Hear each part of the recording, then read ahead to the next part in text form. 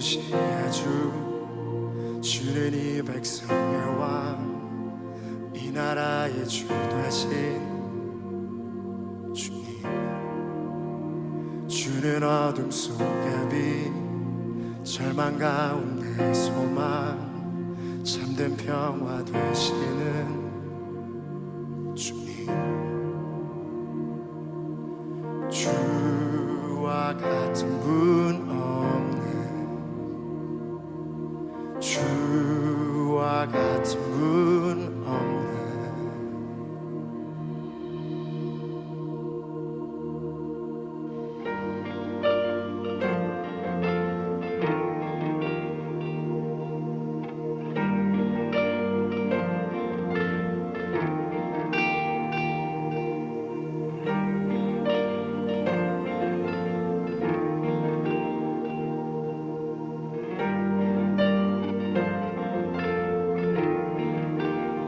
주는 이 도시의 주, 주는 이 백성의 왕, 이 나라의 주 되신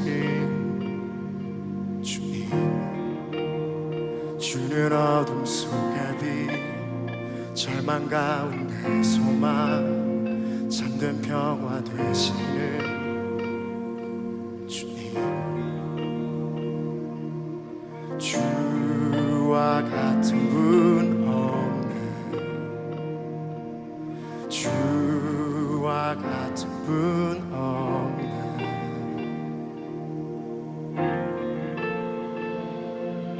더 위대한 일 이 땅에, 더 놀라운 일 이 도시에 이루어지리.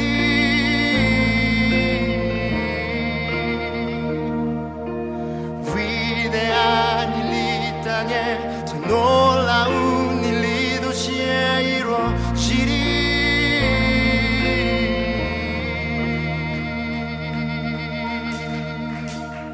주는 이 도시의 주, 주는 이 백성의 왕, 이 나라의 주 되신 주님. 주는 어둠 속의 빛, 절망 가운데 소망, 참된 평화 되시는 주님. 주와 같은 분 같은 분 없네.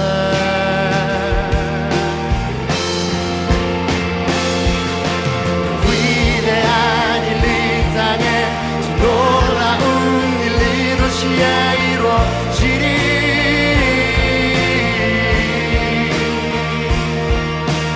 위대한 일 이 땅에, 놀라운 일 이 도시에 이루어지리.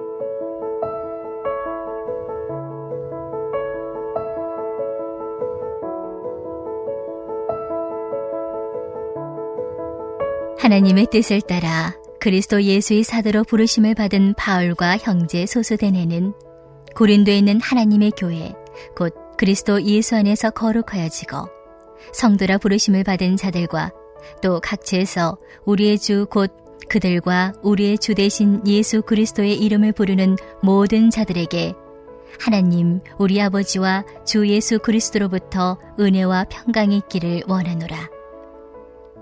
그리스도 예수 안에서 너에게 주신 하나님의 은혜로 말미암아 내가 너희를 위하여 항상 하나님께 감사하노니 이는 너희가 그 안에서 모든 일 곧 모든 언변과 모든 지식에 풍족함으로 그리스도의 증거가 너희 중에 견고하게 되어 너희가 모든 은사에 부족함이 없이 우리 주 예수 그리스도의 나타나심을 기다림이라. 주께서 너희를 우리 주 예수 그리스도의 날에 책망할 것이 없는 자로 끝까지 견고하게 하시리라. 너희를 불러 그의 아들 예수 그리스도 우리 주와 더불어 교제하게 하시는 하나님은 미쁘시도다. 아멘. 지정학적 요충지, 또 물류의 중심, 번성하는 도시, 모두 고린도 지역을 일컫는 말입니다. 또한 이 헬라 문화의 중심인 이 아덴과 가까운 지역이었고요. 그리스 신화에 나오는 아프로디테 신전이 있었습니다. 이 항구 도시인 고린도에는 언제나 사람이 북적였습니다. 당연히 이 경제적으로도요, 풍요로웠습니다. 이 부족함이 없어 보이는 곳, 이 도시에 하나님의 교회, 고린도 교회가 있었습니다. 고린도 교회를 통해 하나님은 무엇을 기대하셨을까요? 하나님의 거룩하고 이 선한 영향력이었습니다. 이 지정학적 요충지라고 말씀드렸죠. 이곳에서는 많은 사람들이 머물다가 가는 곳이었습니다. 또 유럽 전역에 영향을 줄 수 있는 곳, 바로 이곳입니다. 이렇게 좋은 중요한 교회를 사단이 내버려 두지 않습니다. 어떻게 했을까요? 이 사람들의 장점을 가지고 공격하는 거죠.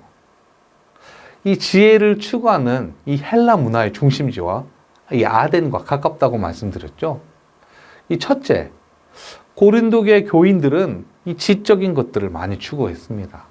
이 서로 논쟁하기 좋아하고 늘 자기가 제일 똑똑하다고 생각했습니다. 그러면 어떻게 될까요? 네, 고집이 세요. 심지어 이 문제를 해결하러 간 바울을 영접하지 않는 큰 다툼이 일어나기도 합니다. 이 바울 입장에서는 참으로 비통할 겁니다. 또 하나님이 주신 은사들이요, 이 섬기는 데 쓰지 않고 자기 잘난 거 자랑하는 데 씁니다. 이 방언 같은 예가 이 경우입니다. 바울은 편지에서요, 왜 알아듣지도 못하는 말을 혼자서 그렇게 떠들고 있냐. 그럴 거면 이 통역이 없으면 아예 하지도 말라고 합니다. 왜 덕을 세우지 못하는 은사에 대해서 호되게 질책합니다. 이 두 번째는 고린도 교회의 타락입니다. 이 미의 여신 아프로디테 신전이 있었는데 이 밤만 되면 여사제들이 나와서 매춘을 합니다. 신전에서 매춘하는 여사제들이 이 상당히 많은 숫자가 내려오니까 이 다른 여성들과 구분이 되지도 않습니다. 그러니 바울 사도가 여성들에게 이 머리에 두건을 쓰라는 이야기가 여기서 나오게 되는 것입니다.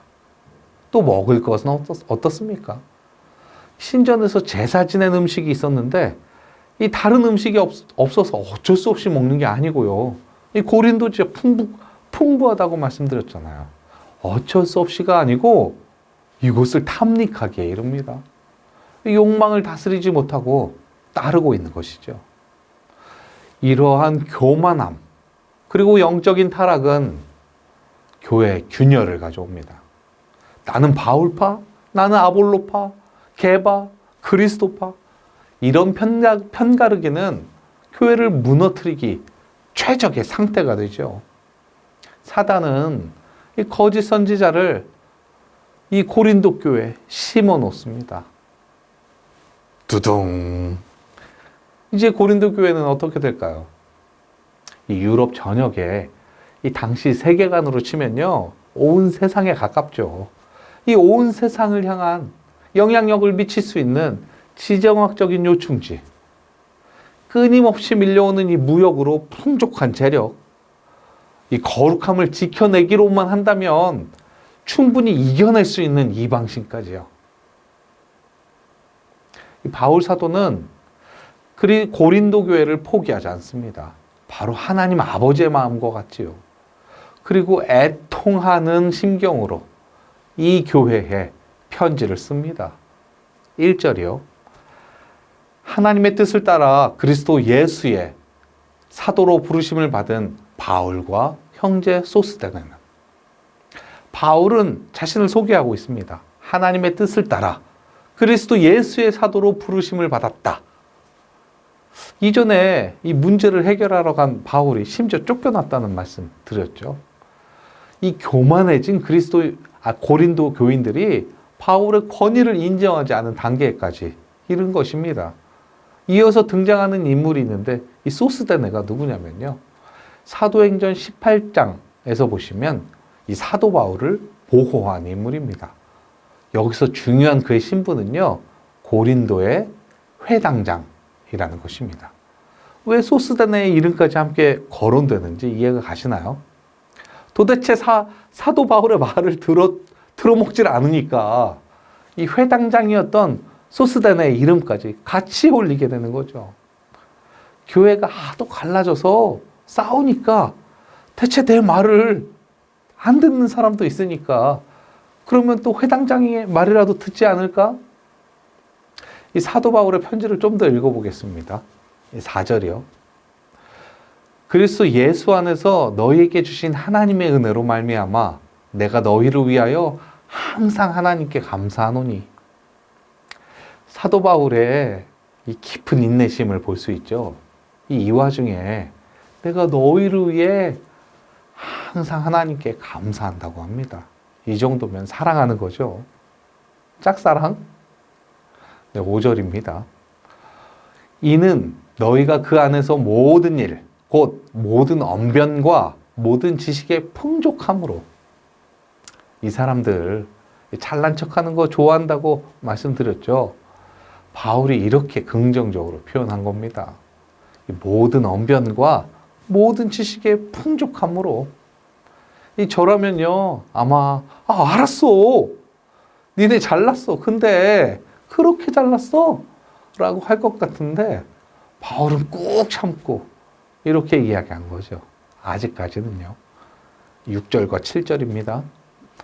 그리스도의 증거가 너희 중에 견고하게 되어 너희가 모든 은사에 부족함이 없이 우리 주 예수 그리스도의 나타나심을 기다림이라. 너희의 그 똑똑함을 너희가 싸우고 분란 일으킨 데 쓰지 말고 이 그리스도의 증거가 너희 중에 견고하게 돼요. 이 그리스도에 대한 믿음을 견고하게 만드는데 쓰라는 것입니다. 무엇이 옳으니 그르니 왈가왈부하는데 너희 그 잘난 지식 쓰지 말고 믿음을 견고히 하는데 그 시간, 그 노력 쓰라고 하는 것이죠. 그리고 바울 사도는 간절한 소망을 담아서 다시 편지를 이어갑니다. 주께서 너희를 우리 주 예수 그리스도의 날에 책망할 것이 없는 자로 끝까지 견고하게 하시리라. 이 말씀이 얼마나 무서운 말씀인지 우리 상상해 보겠습니다. 바울 사도는 고린도 교회 개척 당시 이 법정까지 끌려가서 죽을 뻔합니다. 바울을 돌봐주던 회당장 소스데네가 대신 죽도록 두들겨 맞았죠. 고린도 교회가 어떻게 세워졌나요? 바울을 비롯한 많은 사람들의 헌신과 희생으로 세워졌습니다. 그런데 이 교회가 그렇게 서로 잘난 척하고 싸우고 나눠지고 이 심지어요 그리스도를 부인하는 자들까지 나타나는 거예요. 나무에 달려 죽은 자는 저주를 받은 자라라고 구약에 나와 있는데 어떻게 십자가에 못 박힌 예수가 그리스도냐는 거죠. 바울은 흥분된 마음, 어쩌면 원망이 가득했을 그 마음을 다시 가다듬고 편지를 써 내려가야 했습니다. 정말 내가 바라고 기도하기에는 하고 8절로요. 주께서 너희를 우리 주 예수 그리스도의 날에 책망할 것이 없는 자로 끝까지 견고하게 하시리라. 이렇게요. 이 아는 집사님의 일화입니다. 어느 날 이 부모 교육을 받고요. 이 마음을 결심을 했습니다. 우리 애들을 인격적으로 대해줘야지, 사랑해줘야지, 화내지 말아야지. 그리고 집에 왔는데 산지 얼마 되지 않은 이 대형 TV에 금이 쫙 가 있는 거예요. 지금 아들은 친구랑 우리 집에 놀러 와서 신나게 놀고 있고요. 아들 친구 앞에서 이 집사님이 아들에게 어떻게 했을까요? 속으로 숨을 참고요. 어디 다친 데는 없고, 사랑한다 아들. 나는 TV보다 네가 더 중요해. 많이 놀랐지? 괜찮아. 다음에는 조금 더 주의해줘. 지금 바울의 심경이 이렇습니다. 꾹 참고 있는 거죠. 9절이에요. 너희를 불러 그의 아들 예수 그리스도 우리 주와 더불어 교제하게 하시는 하나님은 미쁘시도다. 사실 여기까지 보면 바울이 어떤 마음으로 더 앞으로 어떤 글을 이어갈지 상상이 되시죠. 잘난 척 그만하고 서로 겸손하게 사랑으로 섬기고 그리스도인으로서 충성되게 살라는 것입니다. 여기까지가 바울이 고린도 교회에 보내는 이 편지의 서두 부분, 인사말 부분입니다. 내일부터요, 이 본격적으로, 이 구체적으로 풀어서 할 말 다 하긴 합니다. 그런 바울의 편지를 볼 수 있을 것입니다. 이제요, 오늘의 말씀을 우리에게 적용해 보겠습니다. 우리 전주 안디옥교회를요, 특별히 이 전주 지역에 세우신 하나님의 부르심, 이유가 있습니다. 게다가 이름을 초대교회, 이 선교의 중심지였던 안디옥교회로 이름 지어진 분명한 이유, 또 분명한 사명이 있습니다. 바울은 이 고린도전서 편지를 통해서 겸손하게 그리고 거룩하게 또한 성령의 충만함으로 하나 될 것을 이야기하고 있습니다. 고린도는 선교의 요충지였습니다. 우리 전주 안디옥교회는 이미 부르심에 순종해서 전 세계에 선교사 보내고요. 끊임없이 선교를 위해 노력하고 있죠. 고린도 교회를 향한 기대를 우리 교회는 어느덧 훌륭하게 잘 해내고 있습니다. 그런데요, 우리가 앞으로 더 잘 해내야 할 것이 무엇일까요? 우리가 받은 이 사명이요. 더 잘, 그리고 더 오래 수행하는 것입니다. 아멘. 이 고린도전서는 어떻게 우리가 하나님의 부름을 받은 교회로서 잘 할 수 있는지 이야기하고 있죠. 앞으로의 시간, 고린도전서를 통한 시간 기대되시죠? 함께 기도하겠습니다.